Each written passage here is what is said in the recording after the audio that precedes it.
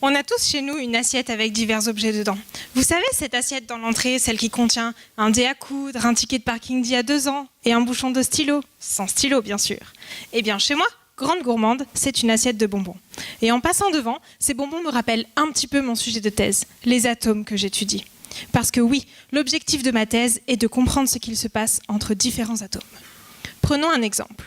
Si on prend un paquet de marshmallows, de tagada, de dragibus et qu'on les mélange dans une assiette, on peut voir que les bonbons vont là où ils peuvent, en fonction de la place qu'ils trouvent. De ce fait, ils forment un accord de couleurs, de forme bien particulière, que l'on peut assimiler aux propriétés optiques, électriques et mécaniques d'un matériau. Dans le cadre de ma thèse, j'étudie les mêmes phénomènes sur des atomes. Bismuth, gallium et arsenic.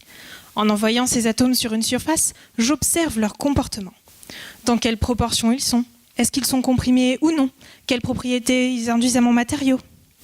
Pour augmenter ces propriétés, je peux même rajouter quelques atomes, silicium, beryllium, carbone, pour m'aider à mettre en lumière certains phénomènes. On appelle cela le dopage.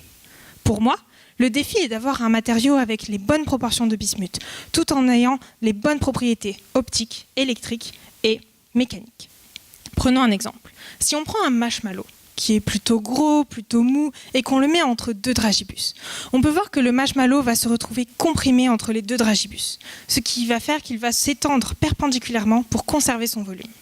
Eh bien, pour les atomes, c'est un petit peu la même chose. En fonction de leur place dans le tableau périodique des éléments, ils vont subir plus ou moins l'influence de leurs voisins. En particulier, le bismuth est un gros atome par rapport au gallium et à l'arsenic. Donc, plus on met de bismuth dans le matériau, plus les atomes vont être à l'étroit entre leurs voisins, ce qui va avoir tendance à déformer le matériau. Mais pas de panique. Pour pallier à cela, je peux rajouter un tout petit atome, l'azote. En ajoutant ce nouvel élément, je peux diminuer ce phénomène et ainsi étendre la gamme des propriétés qui m'intéressent. Bon, ensuite, il faut pouvoir observer tout cela. Pour cela, j'utilise un gâteau de bonbons.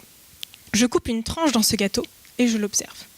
Jusque-là, je n'ai pas beaucoup plus d'informations, je vous l'accorde. Je vais donc saupoudrer cette tranche de sucre glace, ou d'électrons pour les atomes, et regarder ce qui passe au travers. En examinant la forme et la quantité du sucre glace qui passe au travers, je vais avoir de nombreuses informations sur mes atomes. Mes bonbons.